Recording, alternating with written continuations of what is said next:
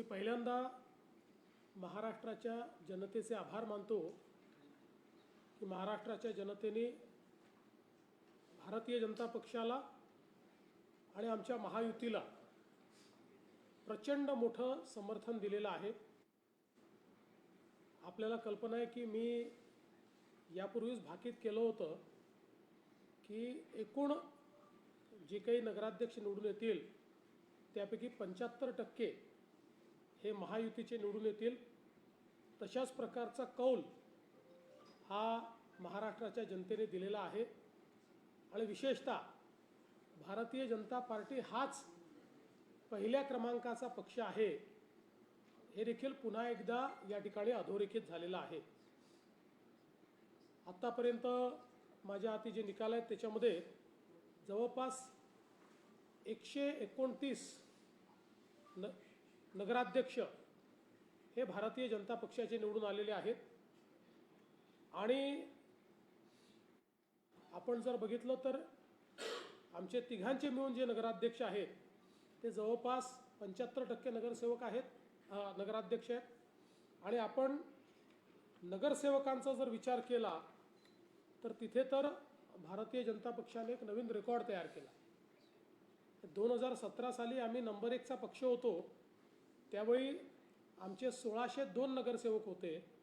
आता त्याच्यात दुपटीपेक्षा जास्त 3325 नगरसेवक हे भारतीय जनता पक्षाचे निवडून आलेले आहेत। त्यामुळे एकूण जी नगरसेवकांची संख्या आहे त्याच्या 48% एकट्या भाजपचे नगरसेवक हे निवडून आलेले आहेत। याचा अर्थ प्रचंड मोठं जनसमर्थन आम्हाला मिळालेलं आहे। मी आज विशेषतः आमचे जे सहयोगी आहेत श्री एकनाथराव शिंदेजी, श्री अजितदादा पवारजी यांचंही मनापासून अभिनंदन करतो। त्यांच्याही पक्षांनी अतिशय चांगला परफॉर्मन्स दिलेला आहे। एक प्रकारे विधानसभेचा परफॉर्मन्स हा मी रिपीट केलेला आहे। या निवडणुकीमध्ये पहिल्यांदाच आमचे अध्यक्ष श्री रवींद्र चव्हाणजी यांच्या नेतृत्वात ही निवडणूक होत होती आणि त्यांच्या नेतृत्वातल्या या पहिल्या निवडणुकीत एक प्रचंड मोठं यश हे भारतीय जनता पक्षाला मिळालं। त्याबद्दल मी रवींद्र चव्हाणजींचे मनापासून अभिनंदन करतो।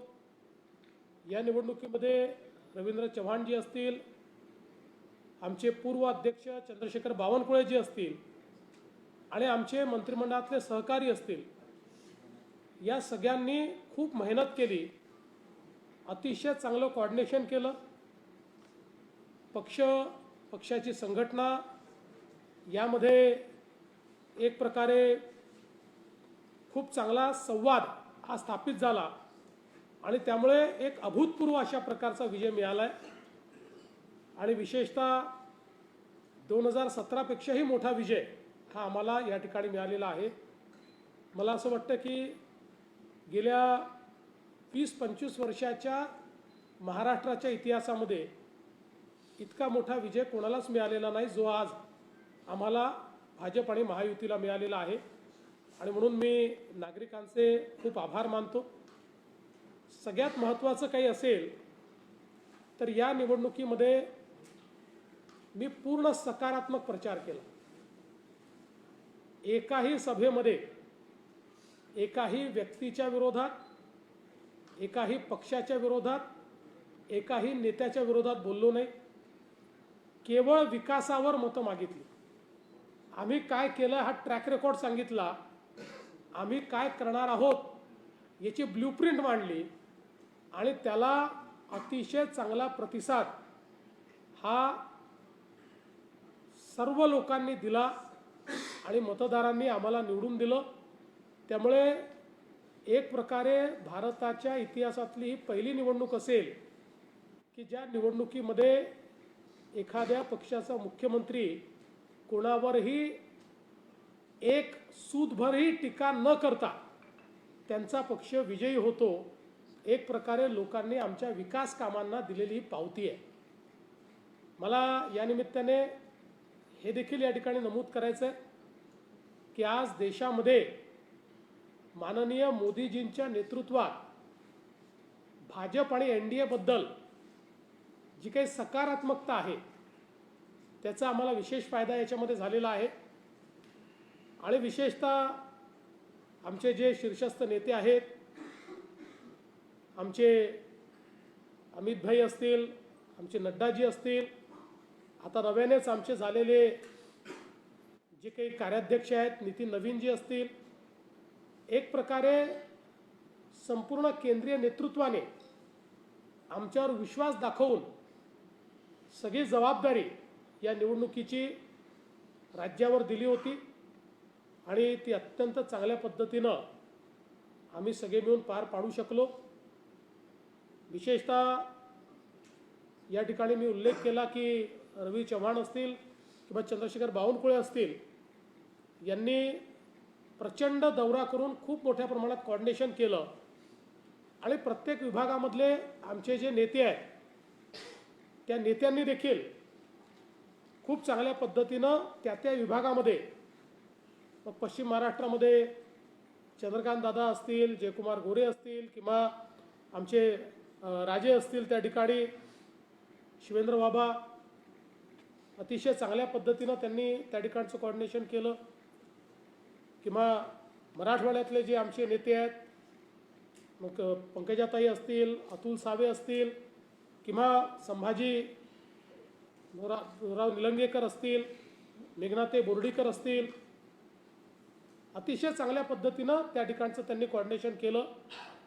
इकडे आमच्या उत्तर महाराष्ट्रामध्ये आमचे गिरीश महाजन असतील किंवा जयकुमार रावल असतील, या सगळ्यांनी अतिशय चांगल्या पद्धतीचं कोऑर्डिनेशन हे या सगळ्या भागामध्ये केलं.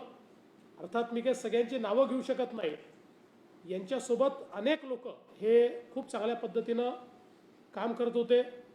विदर्भामध्ये बावनकुळे साहेब स्वतः पूर्ण लक्ष देऊन त्या ठिकाणी होते आणि संपूर्ण महाराष्ट्र पाहत असताना विशेषतः कोकणाचा सगळा भाग यामध्ये आमचे रवींद्र चव्हाण यांनी स्वतः खूप लक्ष घातलं आणि इतरही आमची जी सगळी नेते मंडळी तिथली होती, या सगळ्यांनी खूप चांगल्या पद्धतीनं या निवडणुकीमध्ये काम केलं. विशेषतः सगळ्या मंत्र्यांना आम्ही जी जबाबदारी दिली होती ती जबाबदारी त्यांनी चांगल्या पद्धतीनं या ठिकाणी पार पाडली आणि म्हणून एक टीम एफर्ट हा या ठिकाणी आम्हाला पाहायला मिळाला. संघटना आणि मंत्रिमंडळ असे सगळे लोक टीम एफर्ट म्हणून त्या ठिकाणी काम करत होते. त्यामुळे आमच्या टीम BJPचा हा विजय आहे, टीम भाजपचा हा विजय आहे. आणि अर्थातच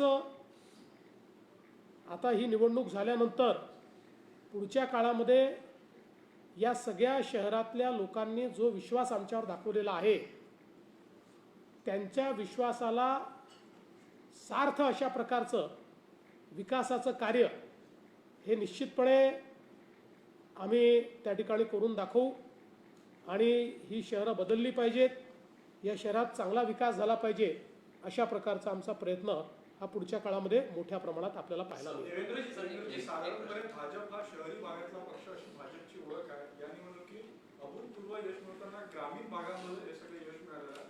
त्यामुळे भाजप आता ग्रामीण लोकांचाही पक्ष होतं असं या इतिहासातून दिसतं. 2014 नंतर भाजप शहराचाही झाला आणि ग्रामीणचाही झाला. 2014 पासून कुठलीही निवडणूक तुम्ही काढा, महाराष्ट्रामध्ये 14 नंतरच्या झालेल्या प्रत्येक निवडणुकीमध्ये शहर आणि गाव सगळीकडे भाजपने विजय मिळवलेला आहे, सगळीकडे मतं मिळवलेली आहेत. अगदी आपण जर विचार केला की त्यातल्या त्यात आमचा परफॉर्मन्स हा जो काही 24च्या लोकसभेमध्ये खाली गेला, त्याहीवेळी आमची मतं कमी झालेली नाहीत. त्याहीवेळी आम्ही 0.5%ने हरलो, पण त्यावेळी ग्रामीण भागातही अतिशय उत्तम मतं आम्ही घेतली आहेत. भाजप हा सर्व जातींचा, सर्व समाजांचा आणि सर्व भौगोलिक अशा पद्धतीनं विस्तार असलेला पक्ष आता महाराष्ट्रात झालेला आहे. महाराष्ट्राचा नंबर 1 पक्ष हा भाजपच आहे. यश मिळवलं, पण तळ कोकणात चव्हाण साहेब स्वतः गेले होते तिथे, पण पाहिजे तसं यश नाही विकास आघाडी तिथे. त्या ठिकाणी आम्ही, तुम्ही एक लक्षात घ्या की विशेषतः रत्नागिरीमध्ये आम्ही महायुतीत लढत होतो, तिथे आम्हाला चांगलं यश मिळालेलं आहे. सिंधुदुर्गमध्ये युती नव्हती, तिथे काही जागा जिंकलो, काही जागा हरलो. बाकी ठिकाणी आम्हाला चांगलंच यश मिळालेलं आहे. कोकणामध्ये तुम्हाला आमची टॅली याकरता थोडी कमी दिसते, कारण आम्ही तिथे महायुतीत लढलो आहे. कुठे आम्ही NCP सोबत त्यांचा उमेदवार होता, कुठे शिवसेनेचा उमेदवार होता. तर आम्ही जे एकूण लढलो त्या ठिकाणी आमचा विजयच झालेला आहे. या संपूर्ण निवडणुकीमध्ये विरोधी पक्षाचे नेते फार सक्रिय दिसले नाही, निवडणुकीतून दिसले नाही. आता निकालातही त्यांचे आकडे सिंगल डिजिट आहे. म्हणजे ठाकरे गट, पवार गट, काँग्रेस 31 वगैरे जागा आहेत. मुळामध्ये विरोधी पक्षाच्या नेत्यांना हे लक्षात आलं होतं की या निवडणुकीमध्ये महायुतीचाच विजय होणार आहे, आणि त्यामुळे ते बाहेरच पडले नाहीत किंवा कमी पडले. कारण त्यांना असं वाटत होतं की आत्ता जर आपण हारलो आहे हे लोकांना लक्षात आलं तर पुढे महानगरपालिका आहेत, जिल्हा परिषद आहेत, त्याच्यामुळे आपल्या कार्यकर्त्यांचं मॉरल डाऊन होईल. त्यामुळे आता ते हे सांगायला मोकळे आहेत की आम्ही फार सिरियसली घेतलं नाही, आम्ही त्याच्यामध्ये उतरलो नाही. पण सगळ्यात महत्त्वाचं काय, या निवडणुकांमध्ये ही कार्यकर्त्यांची निवडणूक होती. भारतीय जनता पार्टी किंवा महायुती निवडणुकीत पूर्णपणे उतरली. मी स्वतःही अगदी 10,000 मतदारसंख्येच्या गावात देखील गेलो. याचं कारण जे कार्यकर्ते विधानसभेत आणि लोकसभेत आपल्याला निवडून आणतात त्यांच्या निवडणुकीमध्ये आपण आपली प्रतिष्ठा पणाला न लावणं हा करंटेपणा आहे. हार जीत होत असते, कधी आपण जिंकतो कधी हारतो, पण त्यांच्याकडनं काम करून घ्यायचं आणि त्यांची वेळ आली की आपली प्रतिष्ठा वाचवण्याकरता पळ काढायचा. ही पद्धती काही मला तरी योग्य वाटत नाही. भाजपमध्ये आम्ही असं करत नाही. आम्ही जिंकलोय आहे, हारलोय आहे. जेव्हा हारलो तेव्हाही कधी पळालो नाही आणि जिंकलो तेव्हाही कधी त्यातनं आम्ही मातलो नाही. सर हे सांगा, आज ज्या पद्धतीने निकाल आलेला आहे, रेकॉर्ड झालेला आहे. एक रेकॉर्ड असाही झाला आहे, कामठीमध्ये पहिल्यांदा विजय मिळालेला आहे. देसाईगंज असेल, आरमोरी असेल, गडचिरोली असेल, या तिन्ही म्हणजे पालकमंत्री तुम्ही जिथे आहात तिथे तिन्ही ठिकाणी क्लीन स्वीप तुम्हाला मिळालेली आहे. म्हणजे या रेकॉर्डमध्ये आणखी रेकॉर्ड जोडला गेला आहे. पालकमंत्री पद दोघांकडचं तिथे तुम्हाला यश मिळालं. पहिल्यांदा भाजप जिंकली. खरं म्हणजे नागपूर जिल्ह्यामध्ये खूपच चांगलं यश आम्हाला मिळालेलं आहे. आणि विशेषतः आमचे पालकमंत्री चंद्रशेखर बावनकुळे यांचं याच्यात विशेष श्रेय आहे. कारण त्यांनी स्वतः एकेका नगरपालिकेमध्ये लक्ष घालून प्रचार करून सर्व लोकांना सोबत ठेवून या ठिकाणी हे काम केलं. आणि खरं आहे की जवळपास 30-35 वर्षानंतर पहिल्यांदाच कामठीमध्ये भारतीय जनता पक्षाचे नगराध्यक्ष त्या ठिकाणी निवडून आले आहेत. गडचिरोली जिल्ह्यातही आम्हाला खूप चांगलं यश मिळालं आहे. एकूणच तुम्ही जर बघितलं तर जवळपास 15 जागा म्हणजे 15 नगरपालिका अशा आहेत की ज्या ठिकाणी आम्ही मेजॉरिटीत आलो, पण दुर्दैवाने कमी मतांनी आमचे नगराध्यक्ष त्या ठिकाणी पडले आहेत. ठीक आहे, चंद्रपूरचा जो विषय आहे त्या संदर्भात निश्चितपणे आता तिथल्या ज्या काही नगरपालिकांमध्ये आम्हाला यश मिळू शकलं नाही त्याच्या कारणांची आम्ही मीमांसा करू.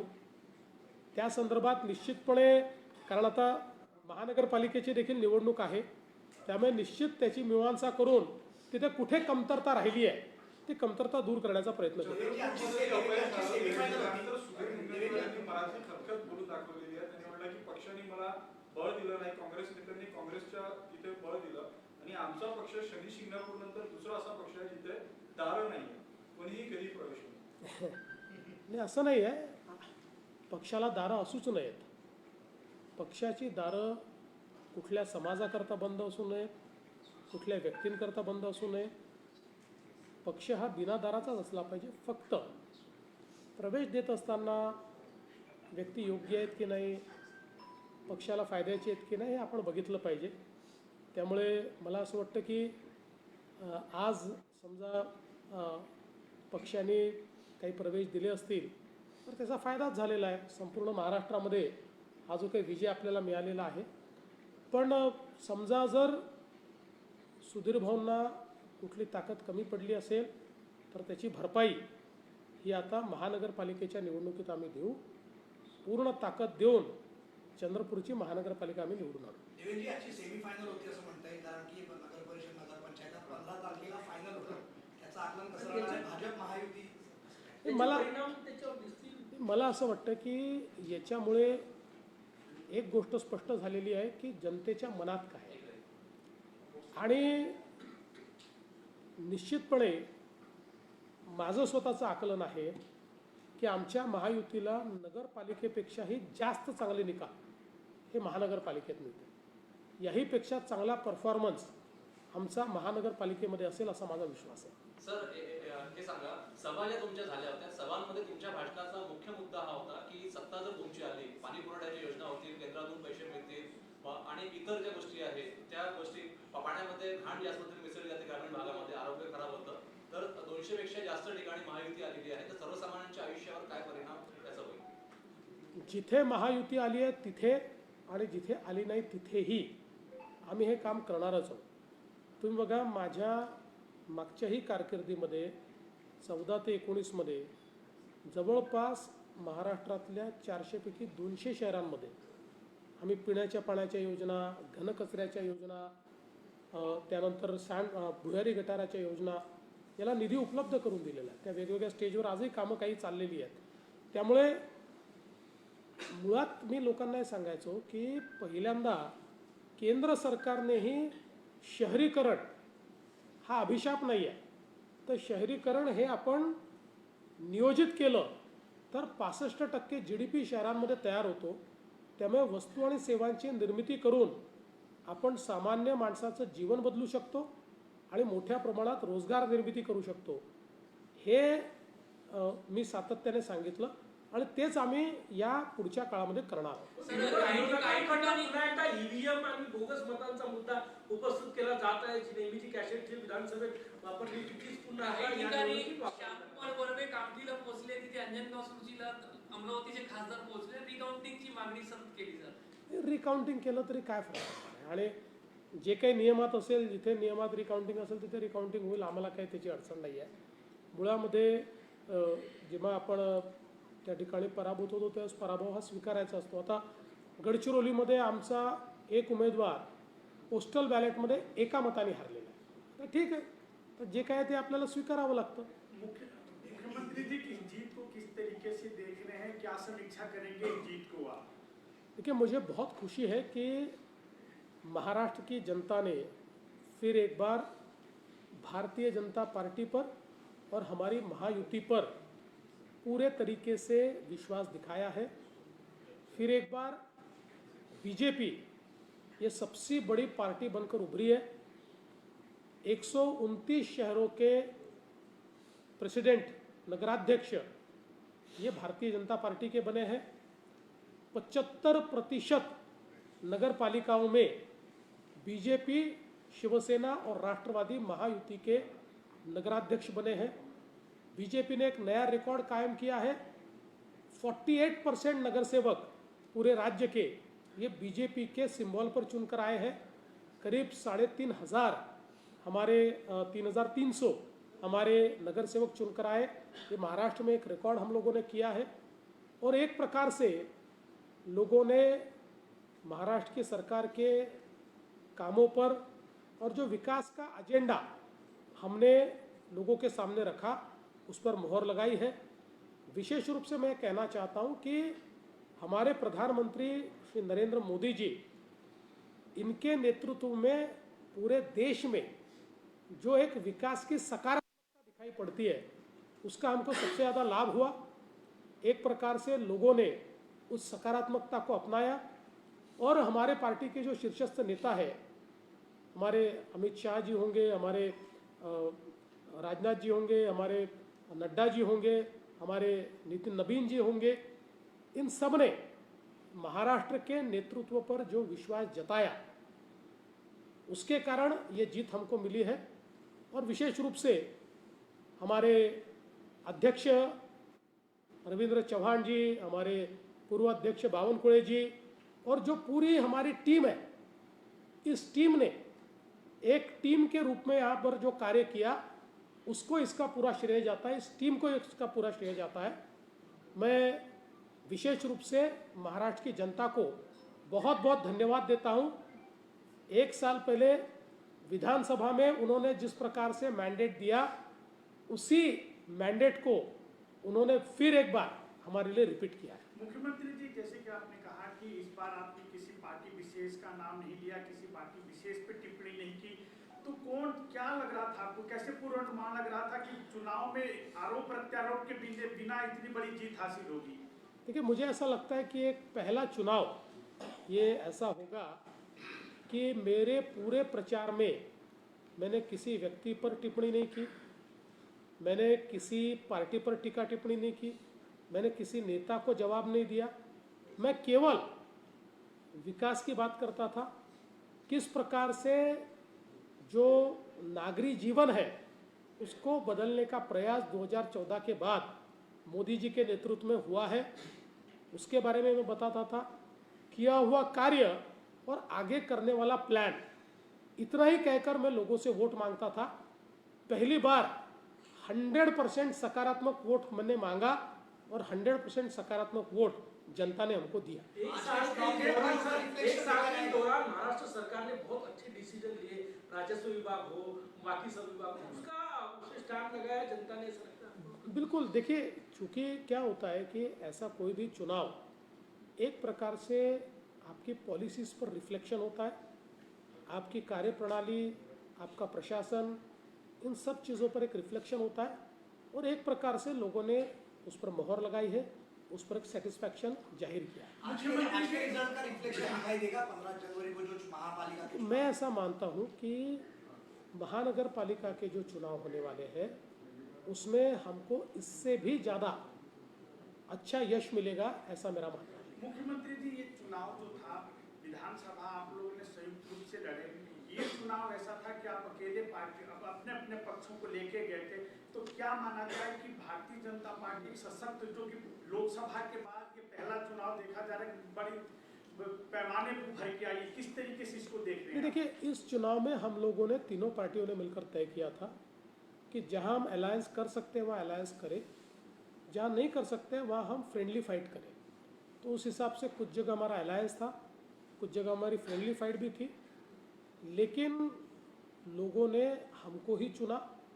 विशेष रूप से हमने इसलिए तय किया था कि ये चुनाव कार्यकर्ताओं का चुनाव होता है और जो कार्यकर्ता हमारे लिए लोकसभा और विधानसभा में काम करते हैं, उनको इस चुनाव में लड़ना ये उनकी एक प्राथमिकता होती है। इसलिए कुछ जगह पर जहां हम ही तीनों पार्टियां बहुत ही मजबूत थी, ऐसी जगह पर हमारे सामने कुछ प्रॉब्लम्स थे, तो हम लोगों ने तय किया कि फ्रेंडली फाइट करेंगे। बाकी जगह पर जहां हम अलायंस कर सकते थे अलायंस किया, कहीं पर भी एक दूसरे के खिलाफ हम नहीं बोले और एक प्रकार से बिल्कुल मित्रता के साथ इस चुनाव को हमने लड़ा और लोगों ने हमको बहुत अच्छा यश दिया और भारतीय जनता पार्टी ही महाराष्ट्र की सबसे बड़ी पार्टी है, ये जनता ने वापस यश मिळवण्यापेक्षा यश टिकवून ठेवणं थोडं अवघड असतं। की आता 1 वर्षानंतर तुम्ही ते रिपीट करून दाखवलं, तर 3 तुमचं टार्गेट मी आता ठेवलं तर महापालिकेकरता टार्गेट काय आहे? महानगरपालिकेत अतिशय चांगलं यश आम्हाला मिळेल।